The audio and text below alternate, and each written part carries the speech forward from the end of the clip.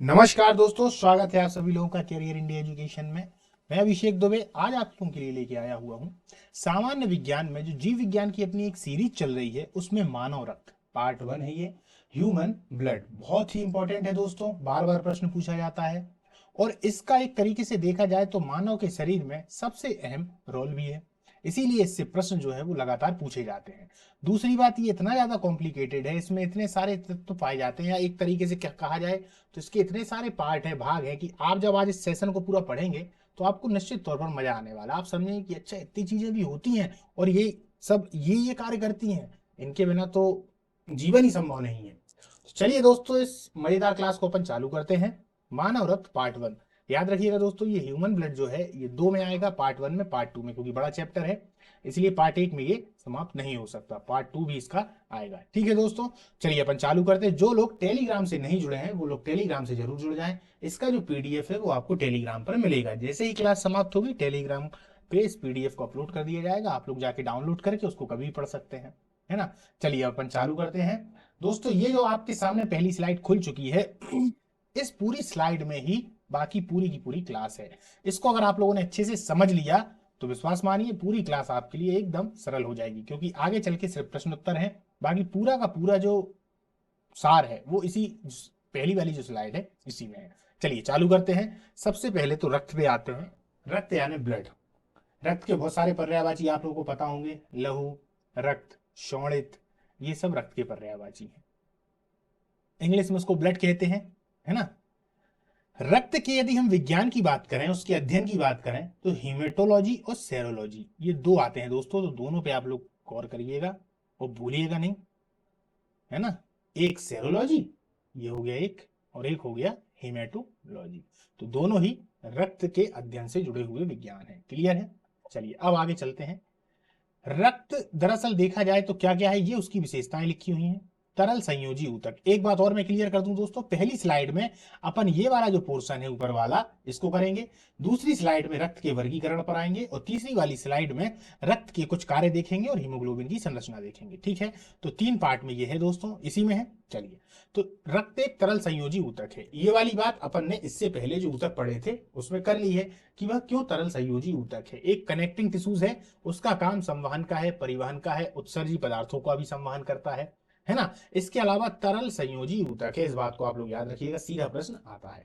इसकी जो प्रकृति होती है वो कोलाइट प्रकृति की होती है। कैसी? कोलाइट। अब कोलाइट क्या कहलाता है, प्रश्न आप लोगों के मन में आ गया होगा।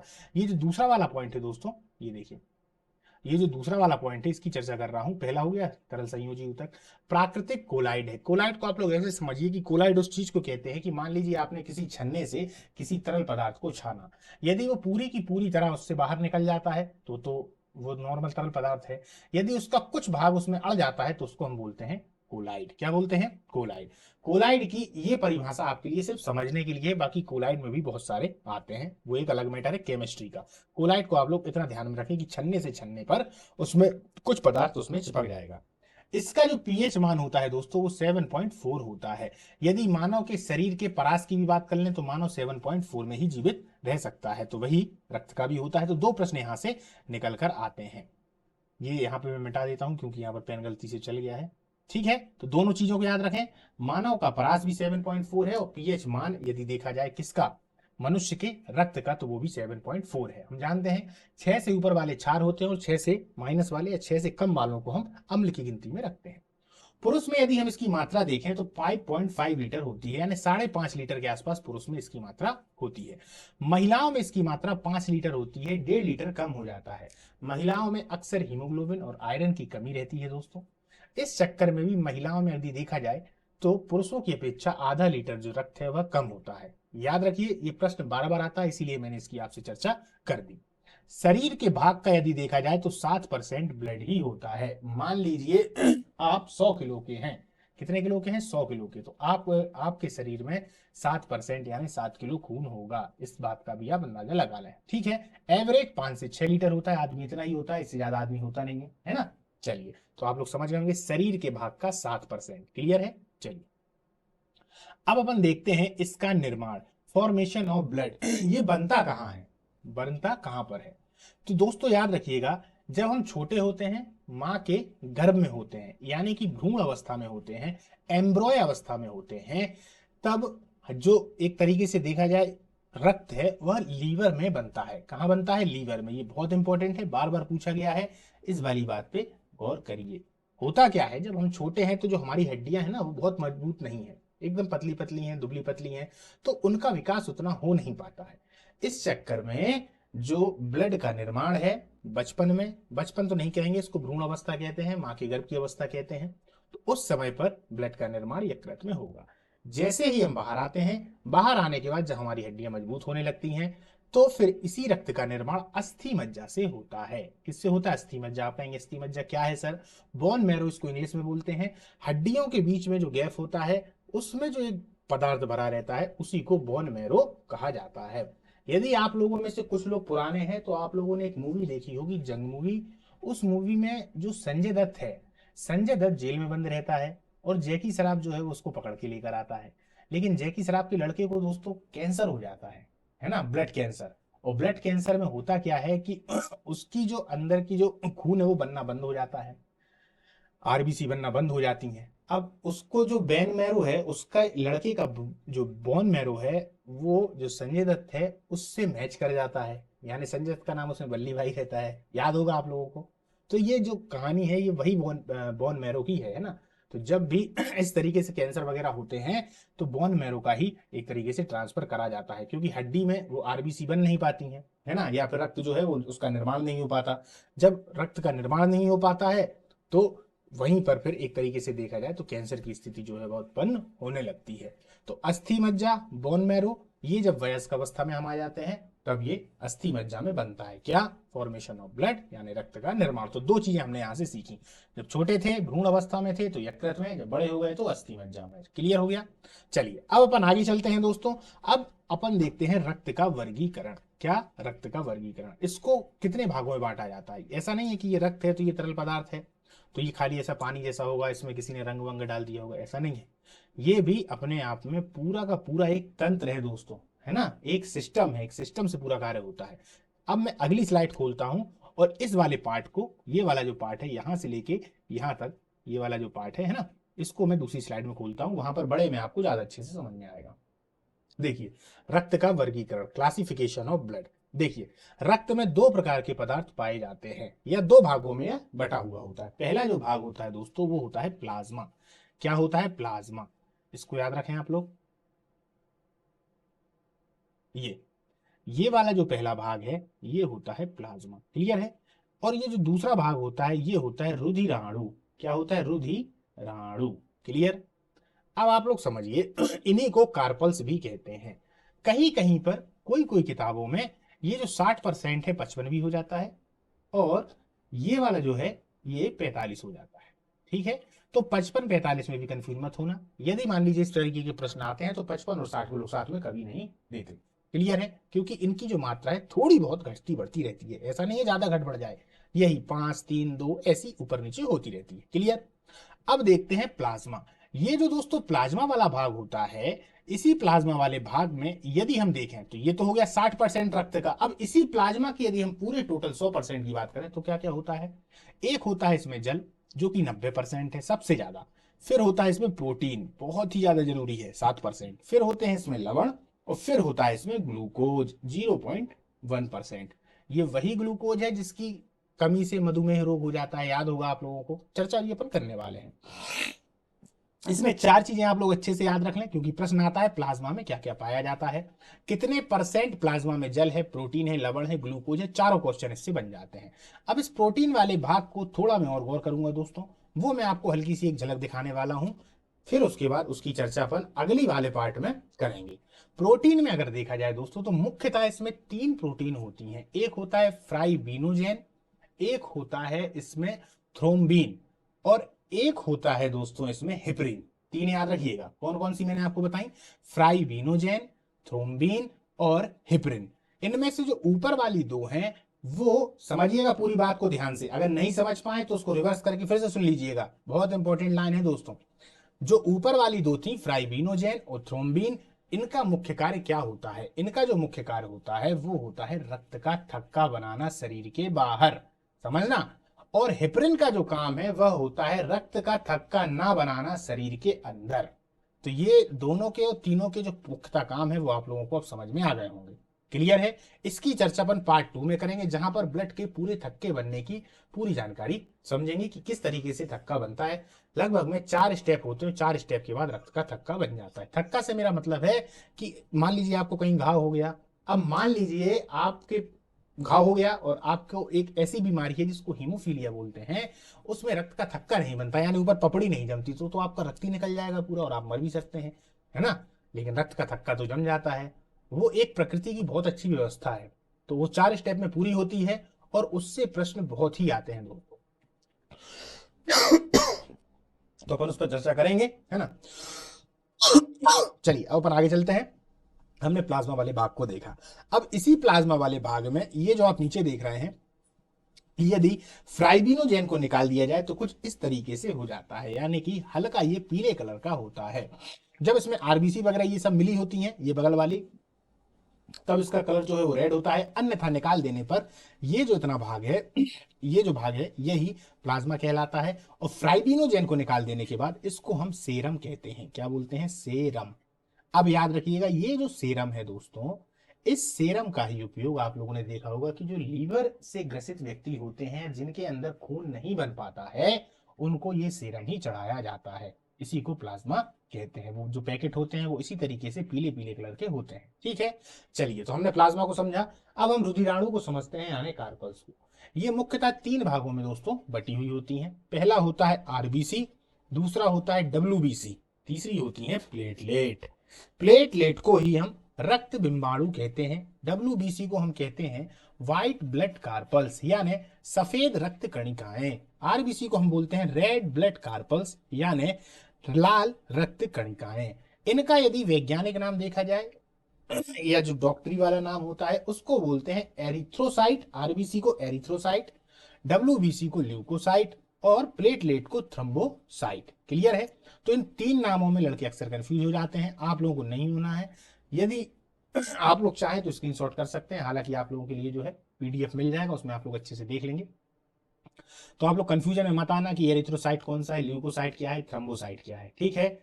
बस अब अपन आगे चलते हैं और प्रत्येक को एक एक को उठाते हैं और देखते हैं कि इन सभी के काम क्या क्या होते हैं।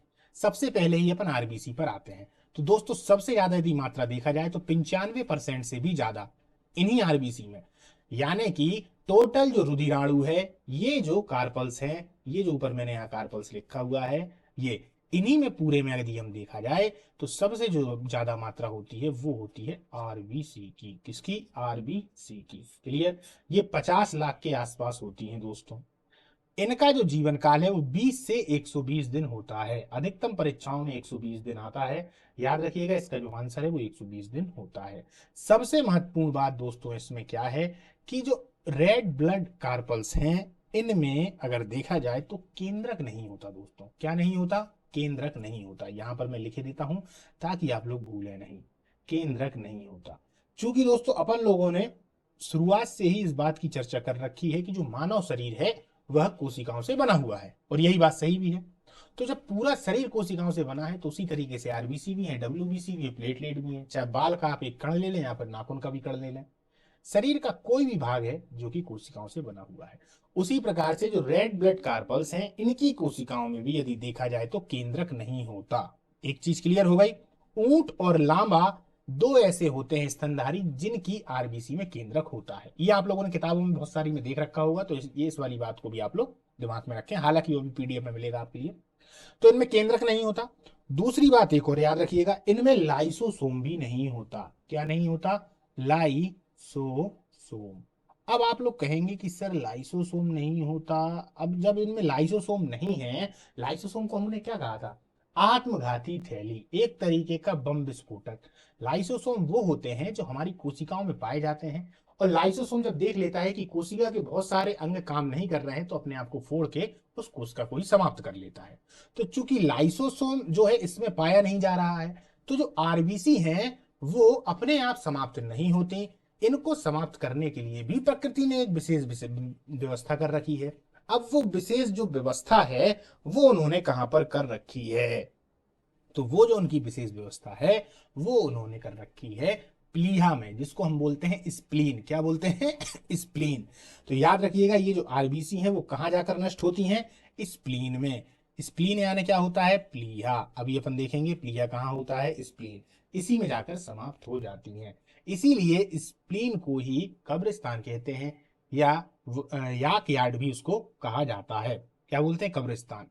आरबीसी की कब्रगाह भी इनको कहा जाता है। कारण यही है कि लाइसोसोम नहीं पाया जाता और ये अपने आप में समाप्त नहीं होती। तो हमने क्या देखा दोस्तों? केंद्रक नहीं है, लाइसोसोम नहीं है, ये सब विशेषताएं हैं दोस्तों आरबीसी की, आती हैं, याद रखिएगा।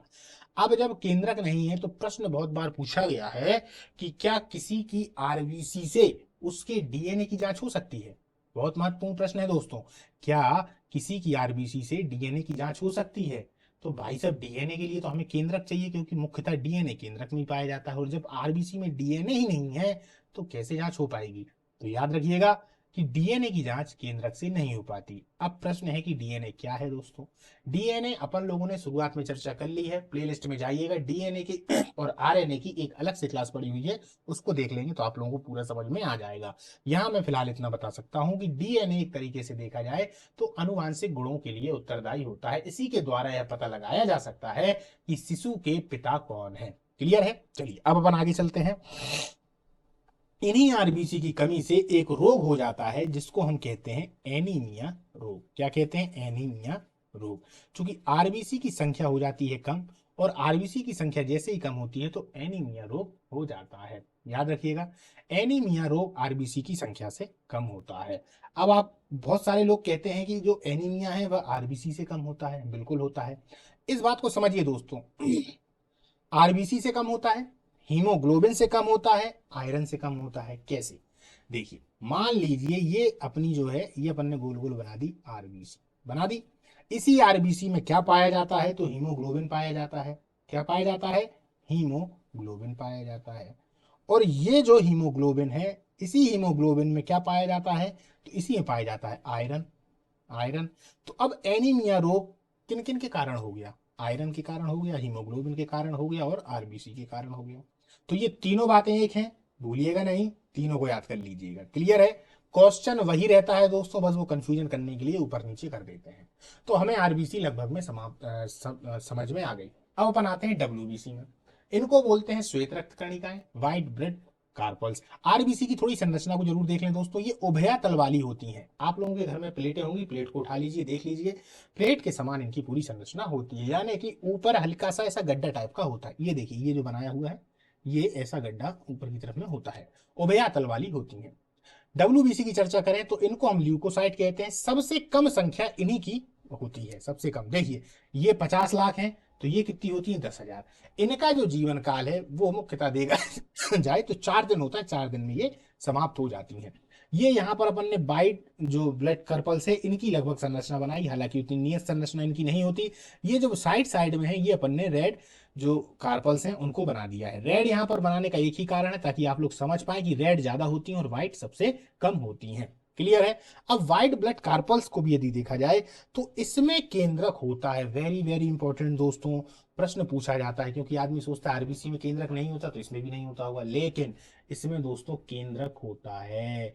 क्या होता है? केंद्रक होता है। यानी इसके माध्यम से हम यह समझ सकते हैं कि मतलब डीएनए के माध्यम से हम समझ सकते हैं कौन शिशु है और कौन पिताजी है। क्लियर है? तो याद रखिएगा, तो डीएनए इसमें होगा चूंकि केंद्रक है। इसका सबसे महत्वपूर्ण कार्य है रोगों से प्रतिरक्षा करना। यानी कि जैसे ही शरीर में कोई रोग आएगा, मान लीजिए किसी मच्छर ने काटा, चींटी ने काटा, तो ये जो व्हाइट ब्लड सेल हैं ये अपने आप एकदम से सक्रिय हो जाती हैं, और सक्रिय हो जाने के बाद उनका भक्षण करना प्रारंभ कर देती हैं। पहले उनसे लड़ेंगी, फिर उनको एक तरीके से मार डालेंगी, और फिर उनको खाएंगी भी। ये भी अपने आप में एक प्रक्रिया होती है। इसमें मुख्यतः 3 आती हैं दोस्तों, याद रखिए। देखिए, सबसे पहले इसी के अंतर्गत आती हैं 3। एक आती है एंटीबॉडी, एंटीबॉडी।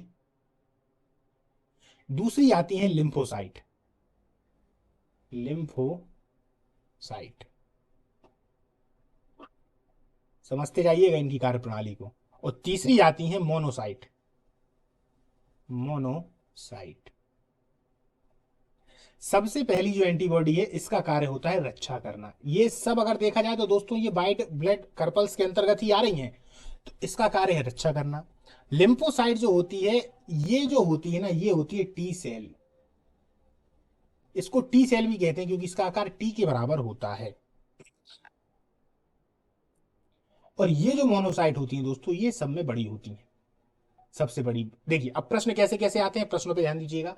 सबसे पहला प्रश्न आएगा कि व्हाइट ब्लड कार्पल्स नॉर्मल आ गया तो हो गया कि क्या कार्य है, तो रोगों से शरीर की रक्षा करना। क्लियर है। प्रतिरोधक जो हमारी क्षमता है उसको बढ़ाना। फिर जब अगर अंदर से प्रश्न आता है तो फिर प्रश्न इस तरीके से आता है कि इनमें एंटीबॉडी किस में होगी, तो व्हाइट ब्लड कार्पल्स में होगी। मुख्य कार्य क्या है, तो शरीर से रोगों की रक्षा करना। एंटीबॉडी का मुख्य कार्य होता है एकदम से जग जाना, की जैसे ही कुछ होगा तो ये जग जाएगी। जगने के बाद ये जो लिम्फोसाइट है इनको ये अपने आप उठाएगी कि भैया चलिए शत्रु का आक्रमण हो रहा है। तब उसके बाद ये जो टी सेल है ये आते हैं और ये मुख्यतः लड़ाई करने के काम आते हैं। तो मुख्यतः लिम्फोसाइट ही एक तरीके से रोगाणुओं को खत्म करने का कार्य करेगी।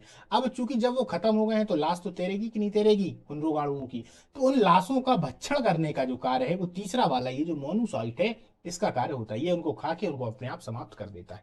तो ये तीन बहुत ही जरूरी है हमारे शरीर में। आप लोगों ने देखा होगा जब भी आपकी रिपोर्ट आएगी किसकी, ब्लड की, तो जब व्हाइट ब्लड कार्पल्स पे आप आएंगे तो उसके नीचे बाकी ये तीन भी दिए रहते हैं। तो मुख्यतः ये तीन भी होते हैं, होते तो और भी ज्यादा हैं दोस्तों, है ना। न्यूट्रोफिल होता है, एक्जिनोफिल होता है, बोसोफिल होता है, तो इस प्रकार से और भी होते हैं, पर ये तीन इनसे महत्वपूर्ण प्रश्न आते हैं दोस्तों, तो इनको आप लोग याद रखें। Antibody, lymphocyte, monocyte. मोनोसाइट का काम जो मर गया है उसको खा लेना, लिम्फोसाइट का काम मार देना, एंटीबॉडी का काम पहचानना कि कौन आ गया है। क्लियर है। एक तरीके से बीएसएफ के समान ये काम करती हैं। क्लियर। चलिए अब आपको समझ में आ गया डब्ल्यूबीसी का। चलिए अब अपन देखते हैं प्लेटलेट, रक्त बिंबाणु, इनको बोलते हैं थ्रम्बोसाइट। इनकी संख्या आरबीसी के बाद सबसे ज्यादा होती है, तो ये 2 लाख के आसपास होती हैं। और इनका जो जीवन काल है वो 7 दिन का होता है। इनका जीवन काल 7 दिन का, इनकी संख्या 2 लाख। उनको थ्रम्बोसाइट कहते हैं, रक्त बिंबाणु भी कह देते हैं, प्लेटलेट्स भी कह देते हैं। ये जो होती हैं इन्हीं के कारण आप लोगों ने देखा होगा जो डेंगू ज्वर होता है यही प्लेटलेट के कारण हो जाता है। यानी इनकी जब कमी होगी तो शरीर में बहुत ही ज्यादा कमजोरी लगने लगती है, इतनी कमजोरी लगने लगेगी कि इंसान चल ही नहीं पाता। और हड्डी, डेंगू ज्वर को हड्डी तोड़ ज्वर भी बोलते हैं। बहुत ज्यादा हड्डियों में दर्द होता है क्योंकि बन ही नहीं पाती एक तरीके से प्लेटलेट, है ना। प्लेटलेट भी कहाँ बनती हैं दोस्तों, यदि देखा जाए तो ये भी जो बोन मैरो है उसी में बनती हैं। क्लियर है। चलिए तो हमने क्या देखा, इनकी संख्या 2 लाख और 7 दिन। इसका जो स्ट्रक्चर होता है दोस्तों वो कुछ इस तरीके का होता है। इनका जो मुख्य कार्य है, रक्त बिंबाणु का मुख्य कार्य जो है वह रक्त का थक्का बनाना है। क्या है, रक्त का थक्का बनाना। आप लोगों के मन में प्रश्न आ रहा होगा कि सर रक्त का थक्का, अभी तो आपने बोला था कि वो प्रोटीन थक्का बना रहा है, अब ये प्लेटलेट कहां से आ गया। तो देखिए यहां पर मैंने क्या बोला था कि इस प्रोटीन में 3 प्रकार की पाई जाती हैं, फाइब्रिनोजेन, थ्रोम्बिन और उसके बाद में हिप्रिन। इनका काम था एक तरीके से थक्का वाला काम। तो फिर यहाँ पर ये प्लेटलेट भी बना रही है। जी हाँ दोस्तों, रक्त बिंबाणु भी बनाएगा, प्रोटीन भी बनाएगी, विटामिन भी बनाएंगे और तत्व भी बनाएंगे। इन चारों का काम रक्त का थक्का बनाना होता है। अगली क्लास उसी पर आने वाली है, उसको भी आप लोग जरूर देखिएगा, तभी आपका ब्लड का पूरा चैप्टर कंप्लीट होगा। क्लियर। तो ये वाली जो समस्या है, कंफ्यूजन मैंने दूर कर दिया है, बाकी जो बचा है वो अगली क्लास में आएगा। चलिए अब अपन आगे चलते हैं। तो अपन ने यहाँ पर देख लिया आरबीसी, डब्ल्यूबीसी, प्लेटलेट। अब अपन रक्त की थोड़ी सी और गुणों पे चर्चा करते हैं। रक्त संग्रहित कहाँ रहता है, तो याद रखिए रक्त संग्रहित भी स्प्लीन में रहता है जिसको हम ब्लड बैंक कहते हैं, ब्लड बैंक, याद रखिए। और रक्त नष्ट भी वहीं होता है जिसको हम स्प्लीन या प्लीहा कहते हैं, जिसे हम ग्रेवयार्ड कहते हैं, यानी कि उसका कब्रिस्तान। क्लियर है। यहीं पर एक तरीके से रक्त नष्ट होता है और यहीं पर होता क्या है, मान लीजिए मृत आरबीसी है, वो पूरे शरीर में मान लो घूमती रहेंगी, संख्या उनकी बढ़ जाएगी, तो कुछ तो ऐसी व्यवस्था प्रकृति को करनी थी, तो उन्होंने प्लीहा में उसकी स्थिति जो जो व्यवस्था है वो कर रखी है। अब रक्त में कोलेस्ट्रॉल की मात्रा कितनी होती है। कोलेस्ट्रॉल आप लोगों ने देखा होगा, ज्यादा बढ़ जाए तो हार्ट अटैक आ जाता है ना। कोलेस्ट्रॉल एक तरीके से देखा जाए तो तरल वसा होती है जो कि हमारी कहीं ना कहीं जो श्वास नली है या फिर अन्य जो शरीर में है या रक्त की जो धमनियां हैं उनमें धीरे धीरे जमा होने लगता है, जिससे कि जो प्रेशर होना चाहिए जितना रक्त का उतना प्रेशर नहीं हो पाता है। और जब उतना प्रेशर नहीं हो पाता, उतने उससे नहीं निकल पाता है रक्त, तो कहीं ना कहीं हार्ट अटैक आ जाता है। तो यही होता है कोलेस्ट्रॉल। तो ये होना चाहिए 200 ग्राम डेसी लीटर में, याद रखिएगा इसको डेसी लीटर में ही नापा जाता है। क्लियर है। रक्त में हीमोग्लोबिन की मात्रा, तो देखिए पुरुषों में 14 ग्राम होनी चाहिए डेसीलीटर में, और महिलाओं में 13 ग्राम होनी चाहिए डेसीलीटर में। महिलाओं में थोड़ा हीमोग्लोबिन कम ही होता है क्योंकि उनमें आयरन की जो कमी है वो अक्सर पाई जाती है। खास तौर पर जो गर्भवती महिलाएं होती हैं उनमें आयरन की कमी जरूर पाई जाती है। तो याद रखिए पुरुषों में 14 ग्राम और महिलाओं में 13 ग्राम। रक्त परिसंचरण की खोज किसने की थी? विलियम हार्वे ने। इस वाली बात को भी आप लोग याद रखें कि रक्त परिसंचरण यानी रक्त का शरीर के अंदर घूमना, इसकी खोज विलियम हार्वे ने की। दोस्तों ये जो रक्त परिसंचरण है छोटे से ही चालू हो जाता है और जीवन पर्यंत रक्त परिसंचरण भी होता रहता है। यानी कि अगर आप सोचें कि ये रक्त रुक गया हो तो ये रुकता रुकता नहीं है, ये पूरे शरीर में चलता रहता है। देखा होगा बहुत सारे लोग अपनी नसें काट लेते हैं आसिक टाइप की, तो सीधा रक्त पूरा उनका निकल जाता है और फिर भगवान को प्यारे हो जाते हैं, है ना। तो ये जो रक्त है ये हमेशा चलता रहता है। रक्त के कार्य, सबसे महत्वपूर्ण फंक्शंस ऑफ द ब्लड। ताप नियंत्रण, कंट्रोलिंग बॉडी टेम्परेचर, ये शरीर के ताप को नियंत्रण रखता है। पोषक पदार्थों का परिवहन करेगा, ट्रांसपोर्ट ऑफ न्यूट्रिएंट्स। देखिए पोषक पदार्थों का परिवहन होता क्या है, बड़ी आंत से जो खाना निकला या छोटी आंत से जो खाना पचा है उसके बाद उसको रक्त के द्वारा ही उसका अवशोषण कर लिया जाता है और रक्त के माध्यम से ही पूरे शरीर में पहुंचाया जाता है। वेरी वेरी इंपॉर्टेंट है तीसरा वाला, गैस CO2 और O2 का परिवहन, ट्रांसपोर्ट ऑफ गैसेस। यानी कि हम जो ऑक्सीजन को ले रहे हैं और CO2 को निकाल रहे हैं, तो इसके परिवहन का मुख्य कार्य दोस्तों इसी रक्त का है। ठीक है, सबसे पहला रक्त का है। रक्त में किसका है? आरबीसी का है। आरबीसी में किसका है? हीमोग्लोबिन का है। हीमोग्लोबिन में किसका है? तो ग्लोबिन का है। क्लियर, चार चीजें बताई मैंने आपको। रक्त का है, रक्त के बाद आरबीसी का है, आरबीसी के अंदर हीमोग्लोबिन का है और हीमोग्लोबिन के बाद ग्लोबिन का है। क्लियर। ग्लोबिन एक ऐसा पदार्थ होता है जो O2 और CO2 से संयोग करने की क्षमता रखता है। तो रक्त के माध्यम से जैसे ही पहुंची तो रक्त पूरी एक एक सिराओं में ऑक्सीजन को पहुंचा देता है, और यदि एक एक कोशिका को ऑक्सीजन मिल जाती है तो भी कोशिका जीवित रहेगी, दूसरी कोशिका बनेगी, अन्यथा समाप्त हो जाएगी। समझ गए? चलिए अब अपन देखते हैं उत्सर्जी पदार्थों का परिवहन करता है। शरीर में बहुत सारे ऐसे पदार्थ होते हैं कि जिनको शरीर की आवश्यकता नहीं है, यूरिया हो गई, अमोनिया हो गई, तो इन सभी का जो उत्सर्जी पदार्थ है इनका भी परिवहन करेगा। क्या करेगा? पूरे उत्सर्जी पदार्थों को ले आके किडनी को दे देगा अपने साथ में मिला के, फिर किडनी से क्या होगा? छनने का काम होगा। किडनी छानेगी, रक्त को फिर से शुद्ध करके, और रक्त फिर अपने आप में निकल जाएगा और जितना बेकार सा पदार्थ था वो सब निकल जाएगा। तो परिवहन करता है। शरीर के पीएच मान को नियंत्रित भी करता है। जो हमारे शरीर का पीएच मान है उसको नियंत्रण करना भी इसका काम है। ऊतकों को O2 पहुंचाने का इसका कार्य है। ऊतकों को O2, अभी अपन ने चर्चा की ना, गैसों में CO2 और O2 का परिवहन है, तो O2 को O2 पहुंचाना कहाँ? ऊतकों से, और उनसे CO2 लेके बाहर करना। ऊतक यानी कोशिकाओं से बने हुए ऊतक यार भाई। प्रतिरक्षात्मक कार्य करना, जो अभी अपन ने WBC के बारे में देखा, रोगाणुओं से रक्षा करना, तो प्रतिरक्षात्मक कार्य करना। क्लियर हो गया? तो ये हो गए रक्त के हमारे कार्य। हम देखते हैं हीमोग्लोबिन की संरचना, इससे भी प्रश्न बहुत आते हैं। तो याद रखिए आरबीसी मान लीजिए ये है, तो उसी आरबीसी के अंदर हीमोग्लोबिन भी पाया जाता है। मान लीजिए ये उभय तल वाली है, अपन ने आरबीसी बनाई, तो इसी में ये जो है ये हीमोग्लोबिन पाया जाएगा। इसी के कारण रक्त का रंग लाल भी होता है। हीमोग्लोबिन दो से मिलकर बने होते हैं दोस्तों। ये देखिए अगर आप चित्र पे थोड़ा ध्यान देंगे तो ये जो गोल गोल वाला है ये होता है हिम। ये एक तरीके का रंजक होता है। क्या होता है? रंजक, जिसको हम डाई भी बोलते हैं, यानी कि एक तरीके का रंजक है, रंग लिए हुए है। और कैसा रंग है इसका? तो इसका रंग है लाल। और एक और होता है जिसका नाम है ग्लोबिन। क्या है ग्लोबिन? तो ये जो बाहर आप देख रहे हैं चार, ये हीमोग्लोबिन है, और ये जो चार आप देख रहे हैं ये एक तरीके से हिम है। क्लियर, यानी चार ग्लोबिन चार हिम। तो ये जो चार हैं ये है ग्लोबिन। ये ग्लोबिन में ही CO2 और O2 से मिल जाने की एक विशेष क्षमता होती है, जिस कारण CO2 O2 इनके ऊपर बैठ जाएंगे या इनके साथ में मिल लेंगे, इनसे दोस्ती कर लेंगे और पूरे शरीर में घूमते रहेंगे। यानी कि O2 अंदर आती जाएगी, CO2 बाहर निकलती जाएगी। ये ग्लोबिन का मुख्यतः कार्य है। अब देखिए चार हिम समूह और चार ग्लोबिन समूह, इनको टेट्राहेड्रल संरचना भी कहते हैं। क्या कहते हैं? टेट्राहेड्रल संरचना। ये जो है दोस्तों टेट्राहेड्रल संरचना, इस पर प्रश्न आता है तो आप लोग याद रखिएगा। हिम समूह ग्लोबिन समूह के आपसी वाली जो इनकी संरचना होती है क्या बोलते हैं? टेट्राहेड्रल संरचना। चलिए दोस्तों, तो आज का जो अपना कंसेप्ट था, कंसेप्ट समाप्त होता है। अपन ने देखा कि उसका निर्माण, फिर रक्त का वर्गीकरण, रक्त के कार्य और हीमोग्लोबिन की संरचना। अब हम प्रश्न उत्तरों पर आते हैं और चलते हैं। मानव रक्त किन ऊतकों में पाया जाता है? मानव रक्त तरल संयोजी ऊतक है, कनेक्टिंग टिश्यूज है। मानव शरीर में रक्त शरीर के बाहर लगभग कितने प्रतिशत होता है? तो 7% होता है। मानव शरीर में रक्त शरीर के भार का, दोस्तों ये भार है, बाहर नहीं है, भार है, भार का। क्लियर। रक्त क्षारीय है या अम्लीय? क्षारीय, इसका पीएच मान 7.4 होता है। क्लियर। एक वयस्क मनुष्य में औसतन कितना रक्त होना चाहिए? 5 से 6 लीटर। मैंने दोनों बातें लिखी हैं दोस्तों, 5 से 6 लीटर। महिलाओं में पुरुषों की तुलना की अपेक्षा आधा लीटर कम रक्त होता है, तो कितना होगा? 4.5 से 5.5 लीटर। क्लियर। आगे चलें।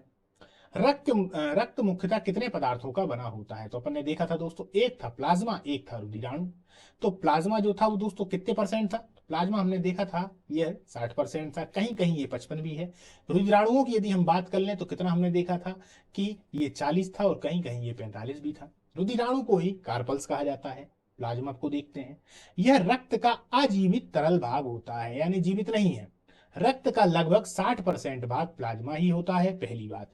इसमें 90% भाग जल है, यानी जो 60% हो गया, अब इसमें जब पूरे को देखेंगे तो 90% भाग जल है, 7% प्रोटीन है, 0.9% लवण है, और 0.1% ग्लूकोज होता है।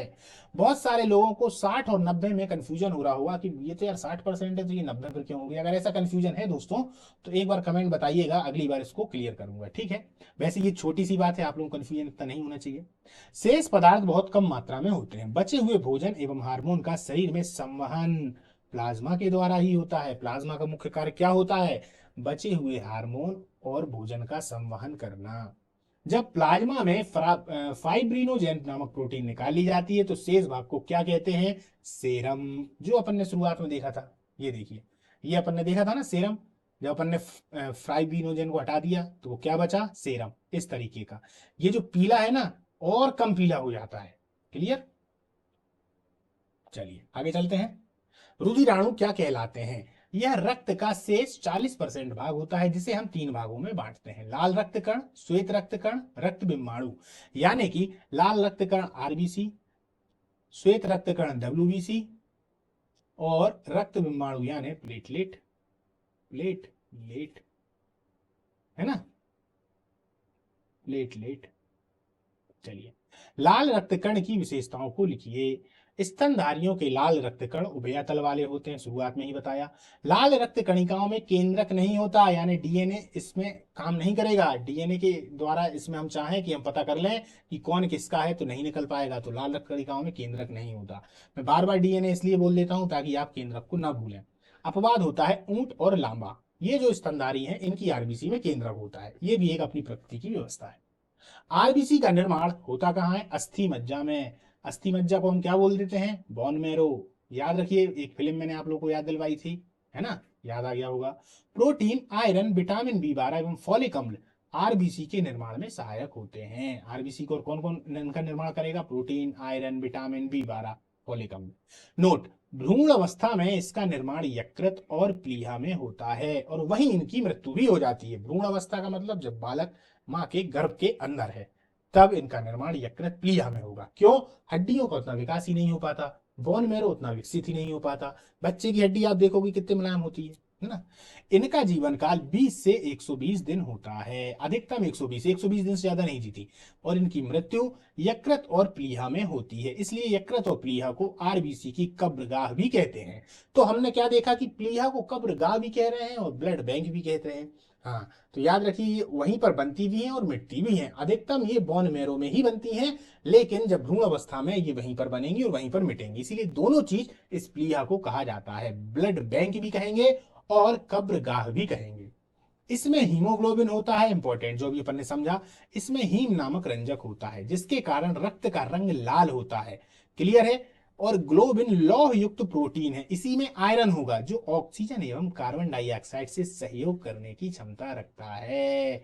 यानी O2 और CO2 किसके द्वारा होंगे? ग्लोबिन, जो लौह युक्त प्रोटीन है, इसी में Fe है यानी आयरन है, और यही जो ग्लोबिन है इसी के साथ में दोस्ती करके ये पूरे शरीर में घूमते हैं। क्लियर है। चलिए आगे चलते हैं। हीमोग्लोबिन में पाया जाने वाला लौह यौगिक जो होता है वह होता है हेमेटिन। ये भी परीक्षा में बार बार पूछा गया है दोस्तों, तो याद रखिएगा। आरबीसी का मुख्य कार्य शरीर की हर कोशिका में ऑक्सीजन पहुंचाना और कार्बन डाइऑक्साइड को वापस लाना है। सबसे मुख्य काम आरबीसी का यही है। क्लियर है।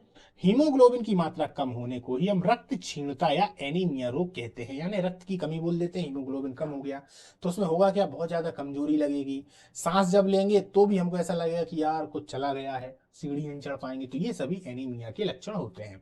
अब याद रखिए, प्रश्न आता है, सोते वक्त आरबीसी 5% कम होगी और जो लोग 4200 मीटर की ऊंचाई पर होंगे, यानी कि 4200, ये एक बढ़ गया ज्यादा, तब होगा क्या, उनकी जो आरबीसी है उनमें 30% की वृद्धि हो जाती है। आरबीसी की में वृद्धि इसलिए हो जाती है क्योंकि जब हम ऊपर जाते हैं तो ऑक्सीजन की मात्रा कम हो जाती है, और ऑक्सीजन की मात्रा कम हो जाने पर ये जो आरबीसी होती है इनकी संख्या बढ़ने लगती है ना।